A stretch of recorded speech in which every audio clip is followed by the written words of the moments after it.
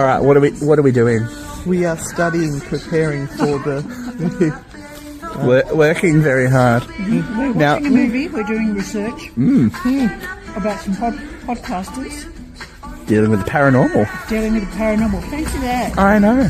I'm not even They food. get attacked. It's simply a fruit diet, that one. So when's the last time you went to a horror movie? Conjuring? I can't remember. I don't think I went to a Conjuring movie. Didn't you go and see The Devil Made Me Do It? No. Oh no, we saw something in America. That was Ghostbusters. Oh. No, that was Ireland. It's been a long time. So this is Renata before the movie. We'll see how she goes after the movie. It's not going to be good. Professional development this is. It's starting. Hello, UCR. What's your favorite scary movie?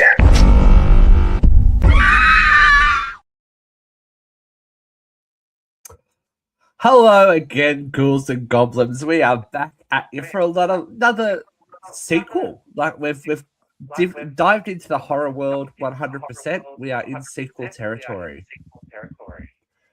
Part 2. Part 2. I have with me, of course, the lovely Anne from Frightfully Good Paranormal, Anne and Renata, all the good things, True Hauntings podcast. And as you just saw, we are going to talk about seeing undertone.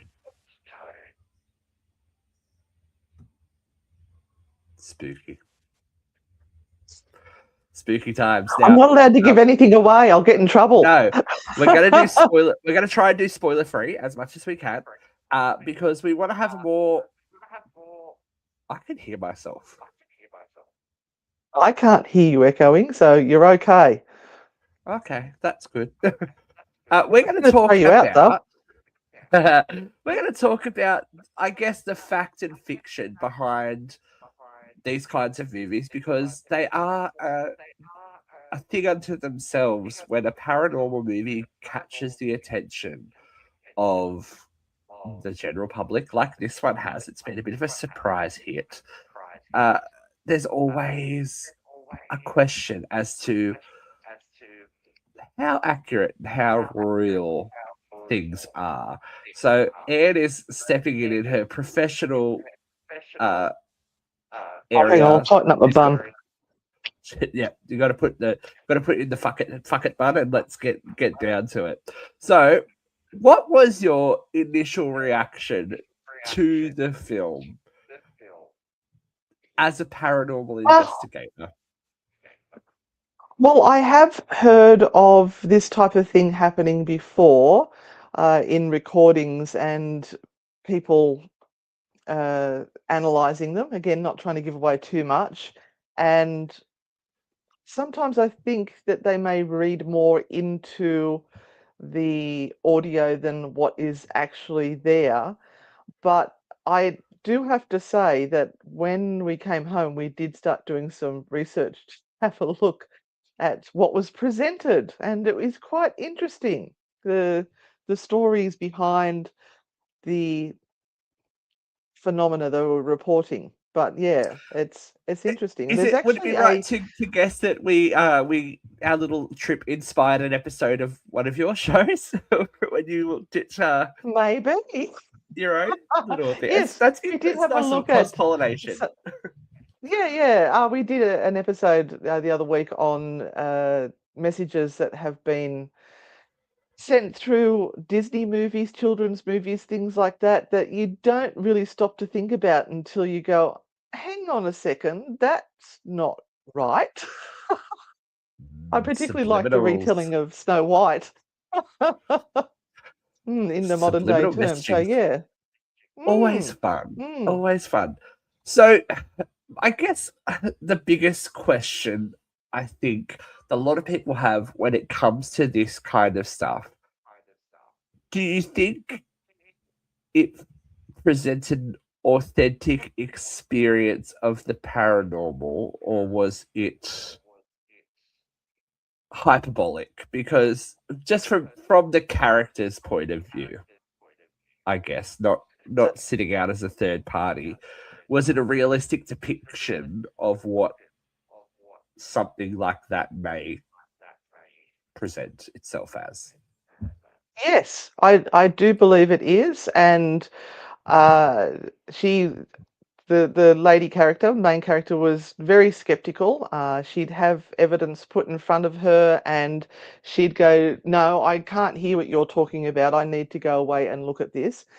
And even then, she may have heard some of the things, but then she refused to acknowledge it. And that happens a lot in the paranormal with skeptics and cynics, where they may hear something and they refuse to acknowledge it anyway. And that's as bad as the people who are the true believers, who will listen to anything and go, "Oh, yes, that's paranormal for sure," and it's not.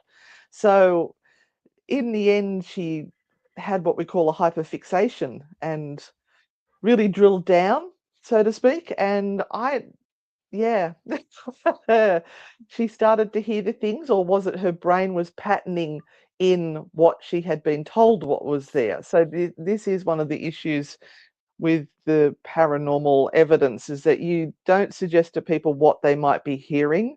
You just let them figure it out itself. And I have to admit that a lot of the things they were saying, there was messages in, I couldn't hear that at all. As we did on our last show, we talked a little bit about EVP and the phenomenon of EVP, and it played a part in this movie, obviously, as part of a big part of the storyline. Now that you've seen it, do you think it accurately represents that type of field work, or is it a little bit dressed up for Hollywood? No, I thought it was very realistic. I Yeah. really didn't think they dressed it up at all. Uh, so EVP is when you hear a voice on the recording when you play it back, but you don't hear it at the time. And then there's is it masking, where they play it backwards to hear voices. So that's two separate things. So EVP is very whispery, very light and faint. It's not often that it's a clear voice that sounds like you or I, whereas the playing of the backwards is very suggestible. And it had a bit of And there's both in there, and it was kind of like yeah. a build in the activity. Mm. So when we look at that, it does follow a pattern that is set up by these movies as well, that things start small, then escalate. Do you find in your, especially with true hauntings, you've dealt with a lot of very, very famous cases? Is that par for the course with a haunting, quote unquote? Well, I think people start off with a little bit of something that's happened, and then they start looking for it. So they become focused and actually sort of form a bias as to what they are listening for. And all of a sudden, things that you might have attributed to something that was not paranormal, all of a sudden is paranormal in their minds. And the more you are looking, the more you will find, the more exciting or terrifying it gets. And all of a sudden, you are freaking out, saying that you've got the demon in the house. And all it is one little thing that escalated and snowballed, so to speak. So, yes, that does happen. Because even aside from the evidence that they are presented in this film, and the storyline is Evie and Justin are podcasters who deal with, I guess it's like a dark podcast. It's not just paranormal, but they're fixated on these tapes that gradually expose more and more a haunting incident. Information. We'll call it that. A haunting incident. Yeah. Yes. But aside from the tapes, there is stuff happening within the house that you can't necessarily label as you say, just one of those things, or paranormal. Is that more realism based things that people notice to start off with when things are feeling a bit off in the house or in their location, and then the more that you give something attention, it kind of manifests a bit more? Do you think that's it's very more hard. realistic? Or? Yeah, it's very hard to talk about it without ruining Yeah. some of it. So You can talk about. You can give little details away. It's fine. So there. well, I mean, We'll at the very end, when it sort of matched a similar case, that wasn't realistic. What you would find there, to me, that would have been a psychotic sort of thing that was happening, and that would have been brain to me, causing issues. What was the rest of the question? So I'm talking haven't had more. second I'm coffee. thinking. That's okay. I'm thinking more about there is religious iconography that goes missing and gets moved around, and Oh there yes. is like random doors just opening when they were closed before, and Mm. record Well, as players soon as you turning have on and stuff like that. yeah, as soon as you have a religious item that moves or does something strange, it's immediately going to be labeled as some sort of demonic negative energy. So that's pretty typical of what Hollywood would portray. I absolutely would agree with that. And then the other stuff, the doors opening and closing, was it wind? Was it the change of pressure from one area to the other? Um, uh, but to me, there was a lot of brain stuff happening in the whole movie. And I think that's the Yeah, point you. of the movies to make you question what is real, what is maybe psychosis, what is depression, all that kind of stuff. Suggestibility, all of that. Yeah. But if we put it So in how did you feel context, about it, Steve? I enjoyed it because to put it in context of the things that we know about, for example, the cases that you guys study on true hauntings, families do seem to notice small things first, like items moving around the house, doors opening, knocking on walls, all that kind of stuff, as kind of a kickoff of something. And then it gets the attention of the family, the people, the workers, whoever's there.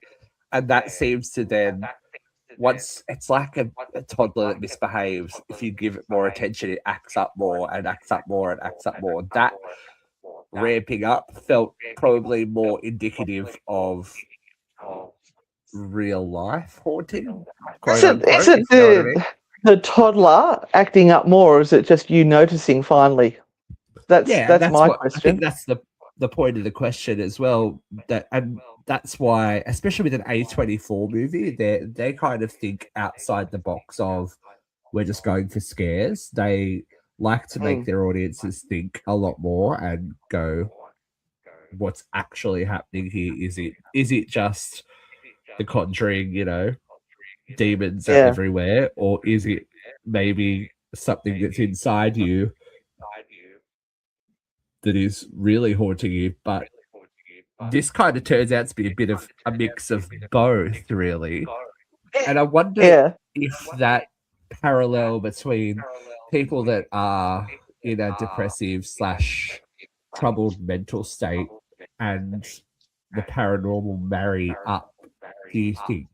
Do you feel like it's maybe an easy access point, or it's something that allows entry in some way?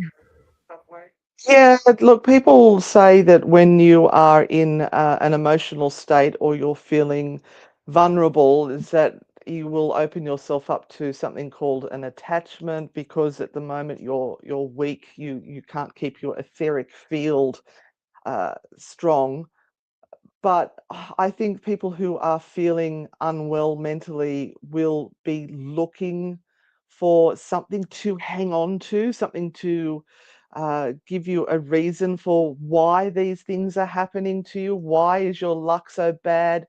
And we find that a lot in the field, that somebody has said something to someone like, oh, I just feel like everything's not going my way. And I say, oh, maybe you've got an attachment or something like that. And that idea will latch on and you won't let it go. So I do feel that the that vulnerable state doesn't necessarily open yourself up to an attachment or anything like that, but you're looking for reasons. You're looking for, why is this happening to me? And you will find something that will external most of the time. Renata likes to call it spiritual bypassing, where you don't look into yourself and say, look, maybe I've got some issues, maybe my grief is out of control, maybe, and they will latch on to that external thing and say, well, it's the demon's fault, or it's that curse's fault, or anything at all. Not all the time, but it's possible. So, in your experience, there's part of the main driving part of the story is Evie caring for her mother, who is pretty terminally, like, she's within her last days of being on the earth. Do you find, or have you ever found, that kind of closeness to that kind of, I guess, end point in human existence can spark some stuff, can make people, whether it's them imagining it or it actually happening, is that crossing over period maybe a little bit more of a sensitive time for the paranormal? Absolutely. Well, absolutely for the person involved. But again, you know the end is coming and there is nothing you can do about it. And I think that you might be looking for the tropes associated with dying. Are the family going to come and collect her? Are there any signs from the other side? We like to think that there is some sort of comfort and somebody that's going to guide them across. So we may start looking for things. I remember when my mother was passing, I went out to go to the bathroom. And while I was in the bathroom, I heard these 3 slow gongs on a wind chime outside. And I knew it was a wind chime, but it was one of those bell ones where they hang and you've got the donger in. And just to hit that one tube 3 times, I thought, that's really weird that it's done that. And then I heard my father and grandmother calling out, quick, Anne, she's going. So I had to quickly get off the toilet, and she was taking her last breaths. But again, I was in that state that somebody that was very close to us was passing, and so everything started to have some meaning. It may not have been paranormal, it may have just been the wind just happened to go that way, but I think we look for it, depending on our beliefs and our biases, we'll look for what we know is familiar. There is interesting symbolism there, though, too, that whether it's real or not, that's very on the nose. Like, oh, okay. It's like, for whom the bell tolls, isn't that what the thing is? quite literally. But there is, I think what the film does get right, for anyone that has had experienced a loved one that has been in that state, and within those last days, it kind of got that isolation / oppression. Even she was one person, and it was very well filmed and probably strategically so we just got her account of. But even in a room full of people, or on your shift, as it turns out to be at that time, sometimes everyone has their time and works their shift, that silence is pervasive, especially when you're just watching somebody sleep.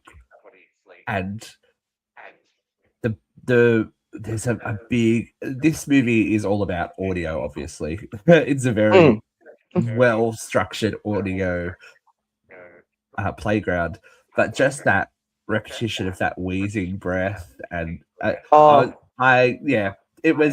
like, oh, I sat there for a while going, oh, this is a bit real. And it's a bit close. Yeah, it's but in a movie that's meant to terrify, it's weird that they have been that present and thoughtful about including sound in that kind of way that will unnerve and unsettle in a different ways to big jump scares. And I'd be interested to like learn a little bit more behind the making of the film to see if they've been playing with different sound wavelengths and stuff like that, because there was a pervasive and increasing kind of tension. I was pointing at stuff and I was like, what's that? What's that? because there was nothing really going. There's like some low hums and stuff like that. And there are That's some certain frequencies. infrasound. Yeah. So yeah. Do you want to talk a little bit about infrasound? Because I'd be interested to see if they use that, because I don't know where those feelings came from for some of that. I'm not an expert on infrasound, but I know that it can unsettle you. Different frequencies. I mean, they talk about brown noise, white noise, pink noise, and brown noise. Apparently, you need to be near a loo just in case it does release. It's supposed to be a cleanser. But you can have a hum that makes you feel, oh, there's something not right here, but you can't put your finger on it. And I know in a lot of the True Hauntings podcasts, we had discovered, like at old Melbourne jail, because of the trams going past, that there was infrasound in that building, which was making people feel unbalanced, a bit dizzy.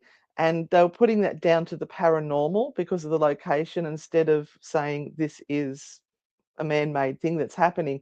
And it would be a very clever thing to do, to put that into a movie to make you feel like Right? you're off kilter. Because there are times when you are listening to the sound in the room around her and the house, and you're hearing creaks upstairs, and because sound is so good these days, I don't think you could make a movie like this 20 years ago, because when the sound is coming from the side of her, you're hearing the sound coming from the side of you with the surround sound. They're and using everything. the surround, yeah. Yeah, and different different channels and all that kind of stuff. But then it doesn't necessarily match. As the movie progresses, it doesn't necessarily match what's on the screen, because it'll pan from one side to the other and you pick up the shot.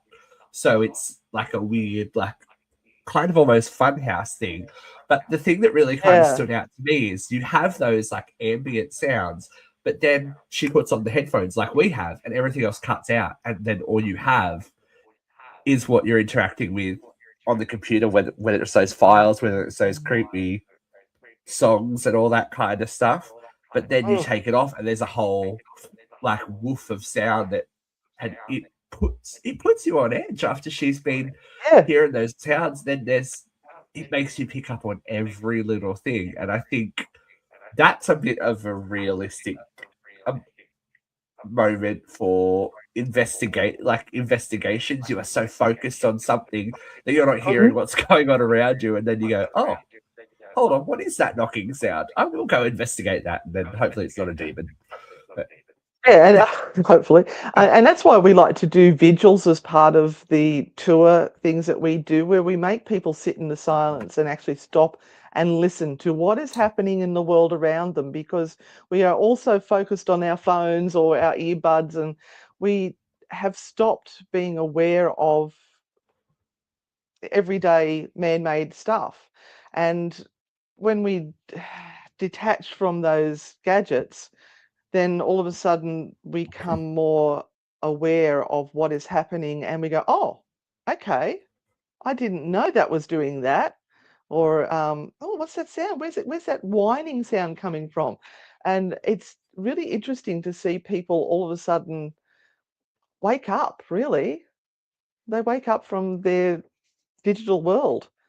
And it's kind of And it's like the early paranormal TV used to call it baseline testing, getting an idea of the environment that you are in.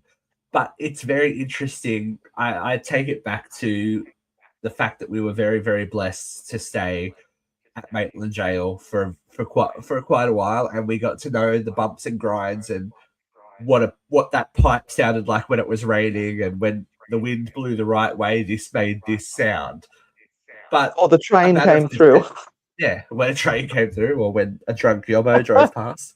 But to the untrained, and to someone who was experiencing it and walking in with a level of expectation and fear, that manifested something else for them. And it might not have been paranormal, but it was definitely something that put them on edge. And you definitely see that in this movie, because she's a non-believer, skeptic, but picking holes like every good skeptic, should, presenting I should. a logical explanation, but it still got to her.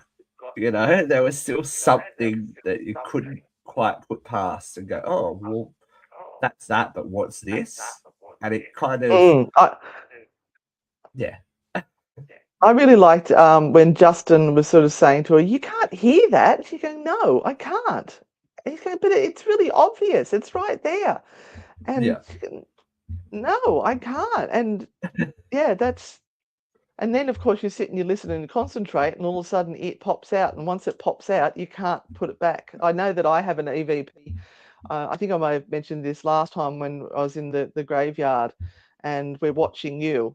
And at first I just heard there was something wrong in the audio, but then I sort of latched onto it and went, "Oh God, that really stands out." And then I showed it to other people, and they're going, "I can't hear it."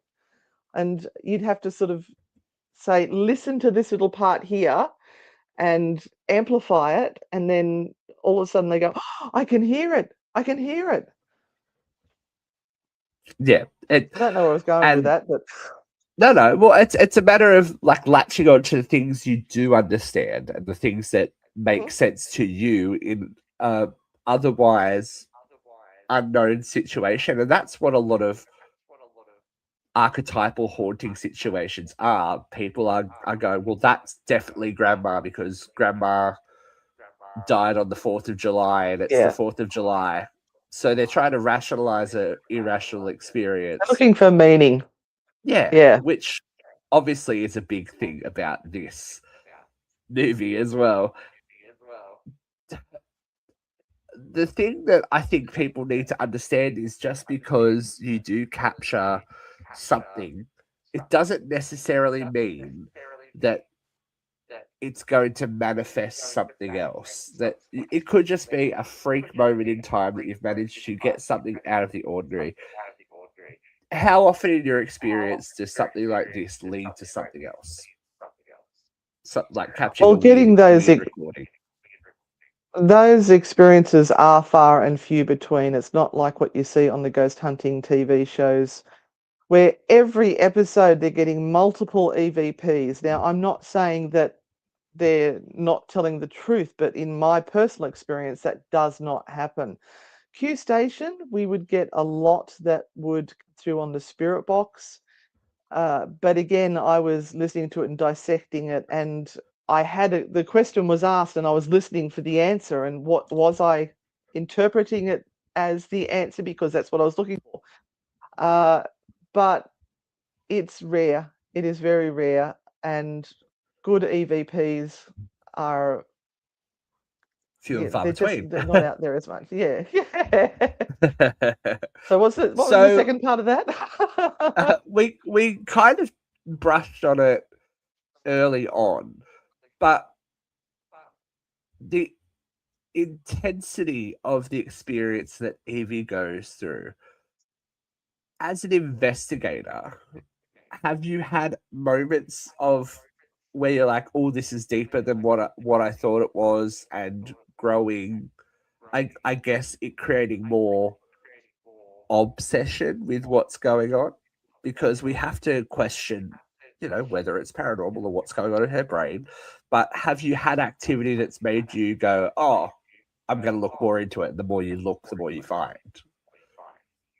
I've had cases where I've helped people that had an obsession, and this one particular lady thought that she had something demonic going on in her house, and she was finding things that she believed were signs of this demon or devil in the house. Like there was an old sink that was the sort of the plastic sort of sink that had cracks through it. She's going, that wasn't there 2 days ago. That's new, and that's from the demon. And it was very obviously an old sink and was wear and tear. And then there was lamps on the wall where there was marks around the lamp. And she's going, that wasn't there. That's from the demon. And you could see that it was where somebody was attaching a light or something to it. And the one that got me, that made me go, we need to probably find somebody who knows this lady and get her to settle, was that she found, those things that you fold up origami and you do that sort of thing and they open up and there's meanings inside it. She found that in her cupboard, and she said that that is proof that it's a demon, because it was messages that when you opened it up, it was like, Jesus loves you. You are watched by your guardian angel. And we're going, but these are messages of love and positivity. Why is it demonic? Oh, I just know. Or she'd have a coin on her front step where she was, fishing out of keys to put in the door, and she probably dropped a coin or something, but no, that was a demon, because in her mind she'd already made up what was happening, and she was wanting us to confirm her bias, and it had become an obsession. So we said to her, we don't believe this is anything. We think you are building it. Let's find someone that you can reach out to. I said, are you working with a therapist? And she said, yes, but I don't like them. I said, okay, well, you need to find a new therapist, one you feel comfortable with. But again, she wanted somebody to confirm her bias. So do you know what she did? She went and found a paranormal team that did confirm her bias, because that's what they believed in. There you go. Yeah, because let's put the blunt underline on it. How often have you come across a demon? Me personally, never. I think possibly negative energies, but then most of the time I would say that it's more frustration, trying to get a message through to someone who's just not open to the right ideas, and maybe they might, accidentally knock something or try to get your attention. You might end up with marks on you. It doesn't mean it's a demon. It just possibly means that there is somebody who's frustrated, who's trying to reach out to you, or that you've bumped into something and you've done it yourself, but you've forgotten. Because in my mind, okay, if demons exist, that is a religious belief. If you're not a religious person, then that demon or entity should really have no power over you, no say on what you do and what happens, even if you are in its place or you've called it or you've touched something. So I think Hollywood, and especially TV and YouTube and all that kind of stuff, are quick to jump there because it's a hot button word that people go, oh my God, evil. It's horrible. Something terrible is going to happen to me right now. When, as we've talked about previously on many shows of yours, the real thing you have to worry about is the living people, not necessarily anything that is floating around in the ether. I was going to say, if demons are out there in the real world now, they are in religious places of authority and the government. That's what I reckon they are. You just have to look at the actions of certain people with no reverence to life. It's all greed and what you want out of it.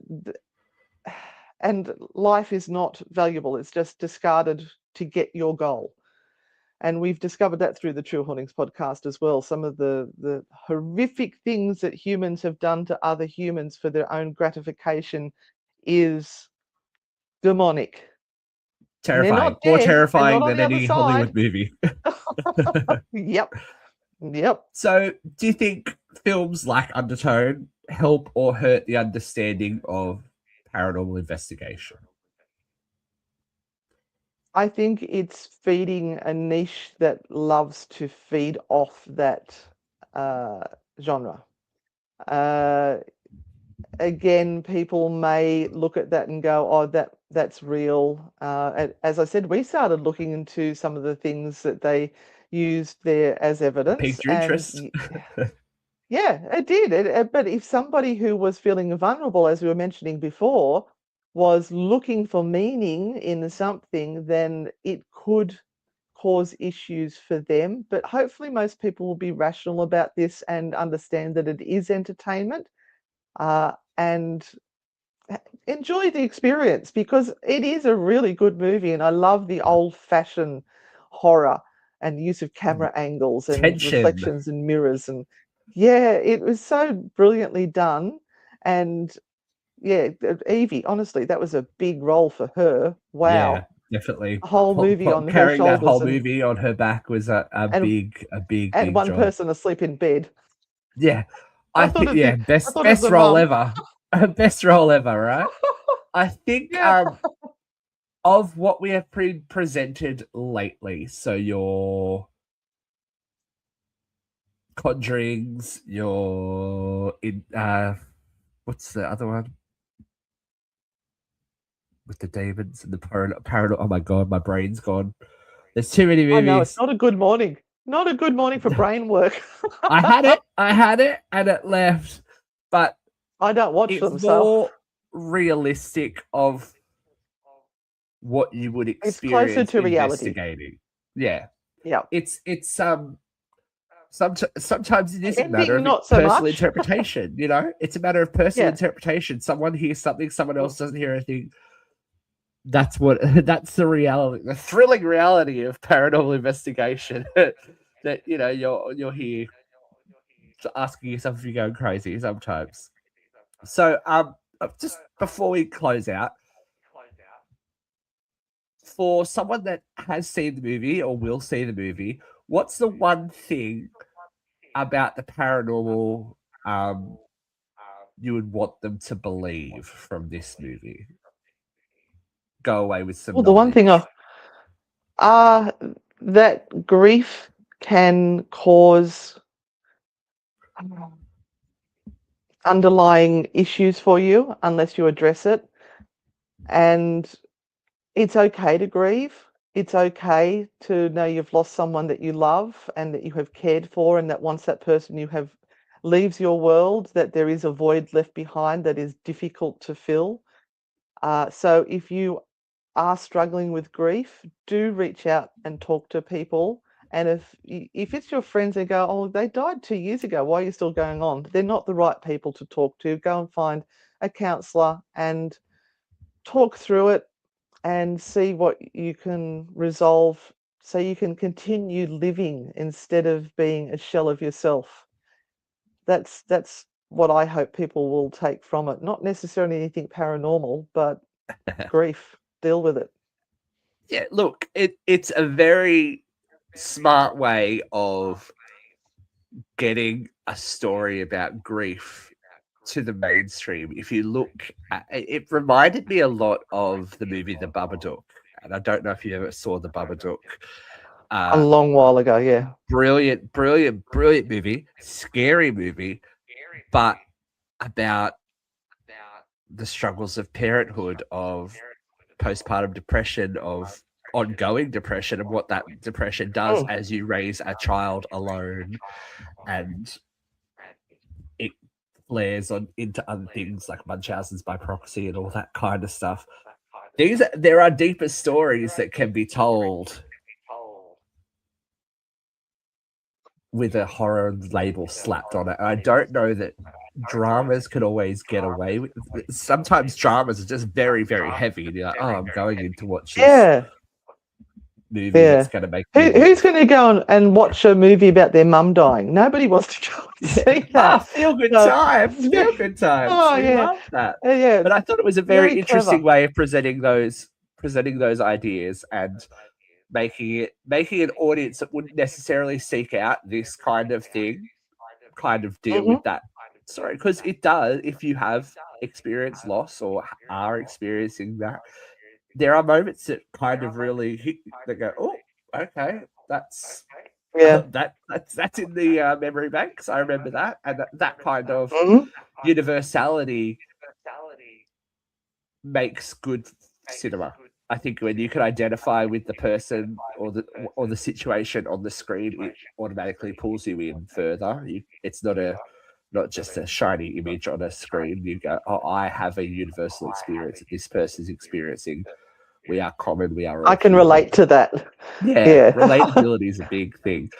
And would you recommend this movie to someone that's curious about paranormal investigation and the world that you live in, or would you caution them to take it with a grain of salt, or maybe both?